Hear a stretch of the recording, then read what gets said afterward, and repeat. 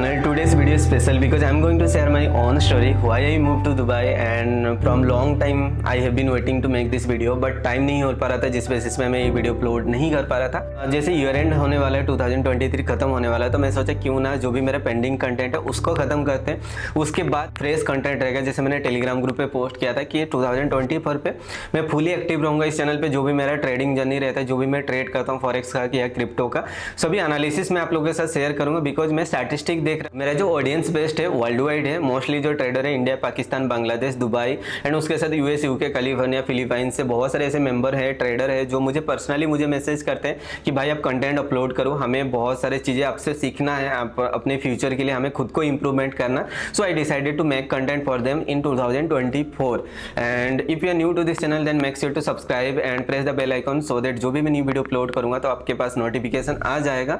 And as a being full time trader, मैं जो trade करता था बेसिकली बिग मार्जिन के साथ बड़े कैपिटल पे मैं ट्रेड करता था। So always I wanted to do trade with proper licence, rules and regulation के साथ मैं ट्रेड करना चाहता था। एंड अगर इंडिया में क्रिप्टो ट्रेडिंग को लेके अगर आप बात करते हो तो कोई भी क्लैरिटी नहीं है, प्रॉपर रूल्स नहीं है, प्रॉपर रेगुलेशन नहीं है, बहुत सारे लोगों को अवेयरनेस भी नहीं है कि टैक्स भी देना पड़ता है, कितना % टैक्स देना पड़ता है एंड क्यों टैक्स पे करना पड़ता है, बहुत सारे लोगों को ये भी पता नहीं होगा। एंड अगर आप मेरे बात करते हो, मेरे पास जो भी इन्फॉर्मेशन है उस बेसिस पे अगर मैं आपको बताता हूँ, अगर आपने 10 ऐसे कॉइन पे आपने बाई किया, जैसे suppose bitcoin, light coin, doji coin, ऐसे बहुत सारे क्रिप्टो करेंसी आपने बाई कर लिया। सपोज 2 एग्जांपल मैं लेता हूँ, एक बिटकॉइन, एक लाइट कॉइन। अगर आपने बिटकॉइन का 1 लाख आपने बाई किया हुआ और 5 लाख आपने लाइट कॉइन में आपने बाई किया, अगर आपने 5 लाख लाइट कॉइन में आपने लॉस कर गए, उसके बाद आपने बिटकॉइन पे 1 लाख इन्वेस्टमेंट करे, 50,000 प्रॉफिट बनाया, तो आपका जो सेल वैल्यू माइनस रहेगा बाई वैल्यू, जो भी आपका प्रॉफिट जनरेट होगा उस पर आपको फ्लैट 30% आपको टैक्स देना पड़ेगा। बहुत लोग पूछ रहे होंगे कि भाई मैंने बिटकॉइन तो बाई कर लिया, उस पर मैंने सेल नहीं किया, अभी तक मेरा वॉलेट में ही पड़ा हुआ, क्या उस पर भी टैक्स देना पड़ेगा? नहीं, जब तक आप उसको सेल नहीं करते हो या फिर स्वैप नहीं करते हो, कन्वर्ट नहीं करते हो, तब तक आपको टैक्स नहीं देना पड़ेगा। अगर आपने बिटकॉइन बाई करके यूएसडीटी या फिर अलग स्टेबल कॉइन को हायर प्राइस पे आपने स्वैप कर दिया, कन्वर्ट कर दिया, जो भी आपने ट्रांजेक्शन किए है ना उस पर फिर से आपको टैक्स देना पड़ेगा। तो ये सब चीज़ है ना, बहुत लोगों को क्लैरिटी नहीं है, क्या रूल्स है, रेगुलेशन है।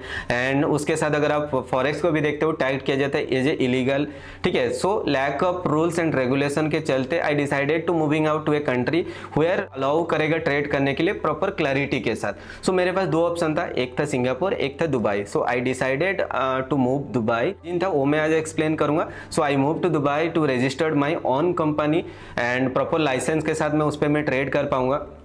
Around I think I moved September 2022 since last I think more than 1 year हो चुका है and I have been living here and यहाँ पे जो मेरा कंपनी है, ट्रेडिंग कंपनी है जो रजिस्टर्ड है, उस पर मेरा मतलब कम्प्लीटली मुझे प्रॉपर रूल्स के साथ मुझे अलाउ करता है कि क्रिप्टो एंड फॉरेक्स पे ट्रेड करने के लिए, ठीक है। और जो भी मैं ट्रेड करता हूँ वही चीज़ मैं आप लोगों के साथ यूट्यूब पे मैं शेयर करने वाला हूँ। आपको सीखना है सीखो, नहीं सीखना है आप नहीं सीखो। मेरा जो है मैं यूट्यूब चैनल पे मेरा ऑडियंस जो है वर्ल्ड वाइड है, उनके लिए मैं वीडियो अपलोड करने के लिए सोच रहा हूँ। एंड बाकी रहा इस पे मूविंग टू दुबई, उसके पीछे क्या क्या बेनिफिट्स है, देखो मैं आपको एक कॉन्सेप्ट नॉर्मल बता दे रहा हूँ ताकि आप लोग को ये क्लैरिटी हो जाएगा। बिकॉज इस चीज़ को देखने के बाद ना बहुत लोग ना मोटिवेट हो जाए, तो लास्ट में मैं कुछ पॉइंट्स भी बोलूँगा कि आपको कुछ डिसीजन लेने से पहले ना वाइजली आपको थिंकिंग रखना होगा।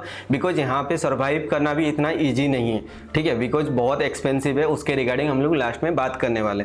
अगर मैं benefits to be in Dubai अगर मैं आप लोगों को बताऊंगा तो पहला पॉइंट मैं डेफिनेटली कंसीडर करूंगा सेफ्टी एंड सिक्योरिटी को। जो आपको पता है वर्ल्ड क्लास पे अगर आप इसको कंसीडर करने जाओगे, Dubai is famous for its lower crime rate. And अगर मोस्टली लोग यहाँ पे जो आते हैं अपने प्रोफेशन, बिजनेस या फिर लाइफस्टाइल को जीने के लिए आते हैं, एंड अगर कोई रॉन्ग स्टेप यहाँ पे कोई लेते हैं ना तो उनके लिए टॉप पनिशमेंट होता है, बहुत बड़े बड़े पेनल्टीज होता है। तो कोई कुछ करने से पहले यहाँ पे डेफिनेटली सोचेगा।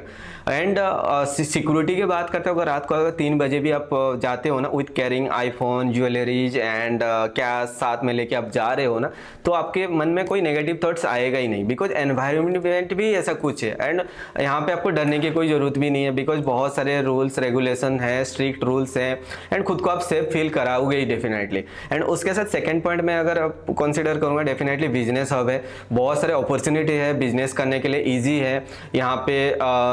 मेन जो रीजन है ना, यहाँ पे वर्ल्ड क्लास जो इंफ्रास्ट्रक्चर है, प्लस इसका जो जियोग्राफिकल लोकेशन अगर आप देखते हो, ये डायरेक्टली एशिया यूरोप एंड ये सब से ये कनेक्ट कर पाता है।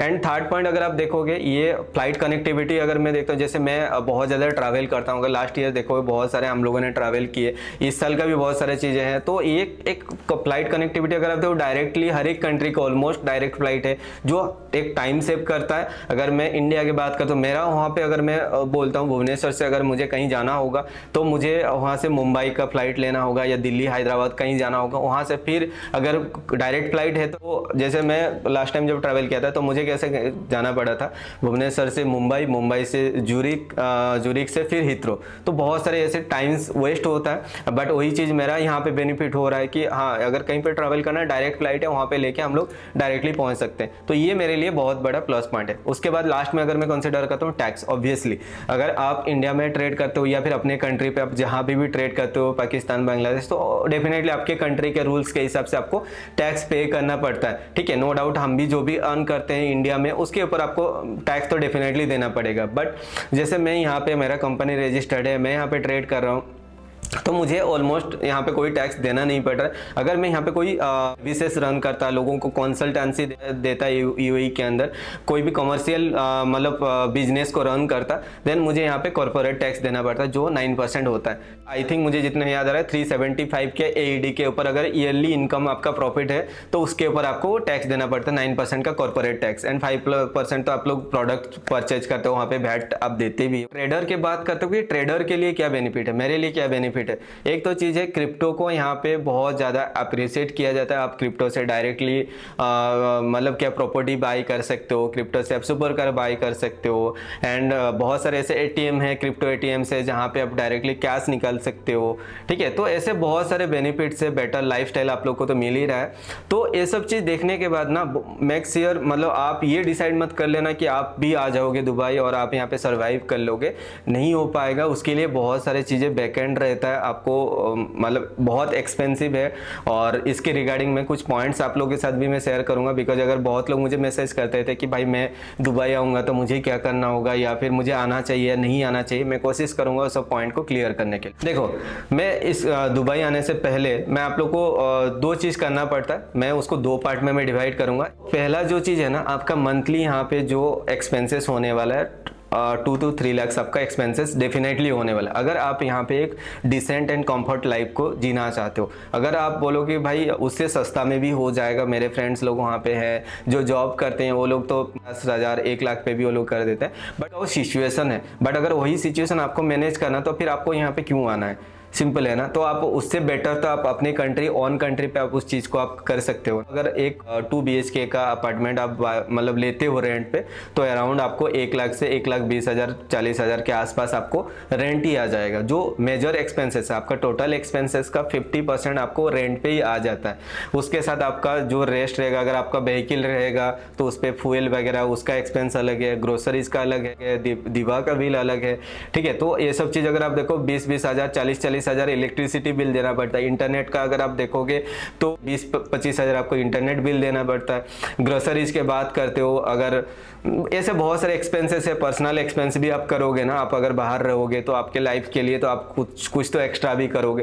तो इसीलिए तो 2 से 3 लाख का मंथली एक्सपेंसेस ही हो जाएगा। ठीक है, तो इसीलिए आपके पास गुड एनफ आपका जो है ना मल्टी सोर्स ऑफ इनकम होना चाहिए। अगर आप पूछोगे मुझे कि भाई गुड एनफ क्या मतलब क्या है, कितना अमाउंट होना चाहिए, तो मेरे हिसाब से जो भी मैंने एक्सपीरियंस गेन किया है, तो आपका मल्टी सोर्स ऑफ इनकम आपका होना चाहिए। 6 से 7 लाख एटलीस्ट आपका अर्निंग्स कॉन्स्टेंटली आता होगा, तो अभी जाके आप कुछ चीज़ डिसाइड कर पाओगे। और ऐसा नहीं कि वो आपका ट्रेडिंग से ही आ रहा होगा, हाँ मोस्टली इनकम आपका ट्रेडिंग से आ सकता है, बट आपका कुछ ऐसे बैकअप भी होना चाहिए जिसका 30-40% आप बाहर मतलब अलग कोई भी सोर्स से आपको आ रहा होगा। बिकॉज आप हमेशा ट्रेडिंग के इनकम के ऊपर आप डिपेंड नहीं हो सकते हो ना, आपका हर मंथ आप प्रॉफिट करने वाले हो। अगर आपके पास 50 लाख कैपिटल है, 10% हर मंथ निकालना आपके लिए पॉसिबल नहीं होगा, बिकॉज कुछ मंथ होगा जो लूजिंग मंथ भी होगा। तो आपको उस टाइम आपके पास कुछ ऐसा बैकअप सोर्स ऑफ इनकम होना चाहिए जो आपके वो कंटिन्यूसली आपको प्रोवाइड करता रहेगा। ठीक है, आप ट्रेडिंग के लिए आपको यहाँ पे ओनली ट्रेडिंग के लिए आपको यहाँ पे आना मेरे हिसाब से वो एक वाइज डिसीजन नहीं होगा। आपके पास कुछ ऐसा सोर्स ऑफ इनकम होना चाहिए जहाँ से बाहर से भी कुछ पैसा आ रहा होगा, आपको कुछ बेटर लाइफस्टाइल चाहिए, आपको जब आप ट्रेड कर रहे हो तो आपके पास बड़ा कैपिटल है तो अलग बात है कि हाँ कुछ कुछ करके आप निकाल रहे हो, बट ट्रेडिंग अमाउंट के ऊपर आप हमेशा डिपेंड नहीं रह सकते हो। तो इसी बाकी रहा यहाँ आने के बाद आपको बहुत सारे और भी एक्सपेंसेस होता है, जैसे कि आप आओगे तो आपको नॉर्मली टूरिस्ट वीज़ा पे आना पड़ता है, 30 डेज साइज बंद है तो 60 डेज का वीज़ा पे आना पड़ता है। आने के बाद क्या करना पड़ता है, यहाँ पर आपको यहाँ पे वीज़ा में आओगे, वीज़ा लेके आने के बाद आपको यहाँ पे अपना कंपनी फॉर्मेशन, आपका बिजनेस फॉर्मेशन आपको करना पड़ता है। बिकॉज आपको यहाँ पे अगर कोई एम्प्लॉयमेंट पे आया है तो उनको तो एम्प्लॉयर उनको वीज़ा प्रोवाइड कर देता है, एम्प्लॉयमेंट वीज़ा। बट आप as a self made business के लिए आप आ रहे हो या फिर कुछ मतलब ट्रेडिंग के लिए आ रहे हो, जो भी चीज़ के लिए आ रहे हो, तो आपको पहले तो आपका बिजनेस फॉर्मेशन करना पड़ता है और वो लाइसेंस लेना पड़ता है। एक होता है फ्रीलांसिंग लाइसेंस एंड दूसरा जो होता है पहला जो चीपर होता है फ्रीलांसिंग लाइसेंस होता है, जो आप कुछ भी एक IT कंपनी वगैरह फॉर्मेशन करा सकते हो, जो आपको 2-5 लाख रुपीज़ पे हो जाता है। ठीक है, बट अगर आप ट्रेडिंग लाइसेंस कॉर्पोरेट मतलब अपने जो कंपनी को रन कराना चाहते हो उसके लिए जो चार्जेस रहता है कंपनी फॉर्मेशन के लिए वो थोड़ा कॉस्टली होता है, अराउंड 5 से 10 लाख के आसपास पड़ता है। जैसे मेरा जो है ट्रेडिंग कंपनी फॉर्मेशन के लिए अराउंड 60,000 AED के आसपास पड़ा था। आप INR में कन्वर्ट कर लो तो 12-13 लाख के आसपास मुझे एक्सपेंस हुआ था। ठीक है, आपका कंपनी फॉर्मेशन हो जाएगा, वो वहाँ पे कंपनी में आपको एम्प्लॉयर या फिर शेयर होल्डर को दिखा के आपको वहाँ पे जो रेसिडेंसी वीज़ा प्रोवाइड किया जाता है। रेसिडेंसी वीज़ा क्या, वो एक प्रूफ है कि आप UAE में आप रहते हो और UAE का आप रेसिडेंस हो, जो आपको 2 ईयर्स के लिए शायद मिलता है। एंड अगर आप कोई प्रॉपर्टी वगैरह परचेज करते हो इन फ्यूचर, जैसे कोई आपने 2 मिलियन, शायद 1 मिलियन या 2 मिलियन है उसके ऊपर प्राइस का अगर आप कोई प्रॉपर्टी बाय करते हो देन आप गोल्डन वीज़ा के लिए एलिजिबल होते हो, जिसका वैलिडिटी अराउंड 10 ईयर्स का होता है। ठीक है, तो वो सब की बात है। बट अगर अभी का सिचुएशन अगर आप देखोगे तो अराउंड तो आपका ये लाइसेंसिंग वगैरह ये सब में आपको मतलब 8-10 लाख ऐसे ही खर्चा होने वाला है। ठीक है, ट्रेडिंग लाइसेंस जैसा वो थोड़ा ज़्यादा होता है, क्रिप्टो का एंड फॉरेक्स की बात आता है तो वहाँ पे उसका जो लाइसेंस का प्राइस थोड़ा ज़्यादा होता है। हर एक ईयर पे उसको रिन्यू करना पड़ता है। जैसे मेरा 1 ईयर कंप्लीट हो गया, उसको फिर रिन्यू के लिए हम लोग अप्लाई किए, उसके लिए अराउंड 27,000 AED के आसपास, मतलब 6-7 लाख फिर से रिन्यू के लिए पे करना पड़ता है। एंड बाकी अगर आप देखोगे ना, एक तो आपका डेली का एक्सपेंसेस है। ठीक है, मतलब मंथली अगर आप एक्सपेंसेस देखोगे एंड उसके बाद लाइसेंस वगैरह आप मैनेज करोगे, अगर आप एम्प्लॉय रखते हो, अगर आप सोचते हो कि आप कंटेंट क्रिएटर हो, आपको एडिटर चाहिए, आपको डाटा एंट्री के लिए आपका जो भी है डाटा को अकाउंटेंट चाहिए, तो उनके लिए फिर आपको एक्स्ट्रा पेज वगैरह आपको करना पड़ता है। इसलिए ईजी नहीं है कि हाँ यहाँ पे आके सर्वाइव कर पाएंगे, उसके लिए बहुत सारी चीज़ें हैं, करना पड़ता है। ठीक है, और आपके पास अगर मल्टी सोर्स ऑफ इनकम नहीं रहेगा तो आप ट्रेडिंग के इनकम के ऊपर आप डिपेंड नहीं रह पाओगे। ठीक है, तो बस वही है। एंड बाकी ये जो भी मेरा स्टोरी था यहाँ पे मूव करने के पीछे यही लॉजिक है कि मैंने यहाँ पे मूव किया only because of better lifestyle, और जो मैं ट्रेड करता हूँ उस पर कोई भी मतलब रेस्ट्रिक्शन ना रहे, लिमिटेशन ना रहे, एंड अपने जो स्ट्रेंथ है उस पर आपको ट्रेड करना चाहिए।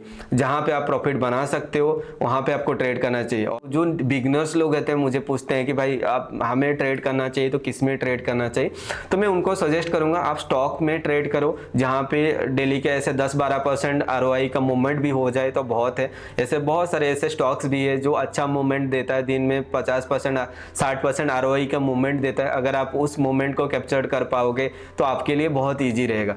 वोलेटाइल होता है मार्केट, इतना फ्लक्चुएशन करता है, स्टॉप लॉस ले देता है, या फिर आप प्रॉफिट बुक करते जाते हो, स्लिपेज हो जाता है, एग्जिट करने जाते हो, मार्केट नीचे गिर जाता है। तो ये तो हर एक मार्केट पे होता है, बट जो बिगिनर्स रहते हैं उनके लिए मैं सजेस्ट करूंगा अगर आप कर रहे हो तो स्टॉक में करो जहां पे कम मूवमेंट होता है। एंड अगर आप मतलब कुछ प्रॉफिट बना रहे हो तो आप रिस्क लेने के लिए आप कोशिश करो। ठीक है, और आप लॉस में हो तो आप अपना छोटा प्रॉफिट को टुगेदर करके अपना लॉस को रिकवर करने के लिए कोशिश करो, यही चीज़ है।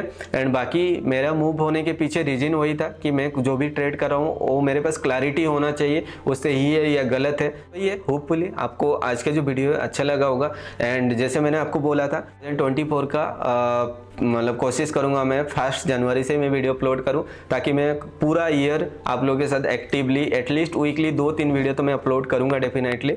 एंड होपफुली आपको वीडियो अच्छा लगा हो तो वीडियो अच्छा लगे तो लाइक एंड सब्सक्राइब कर देना।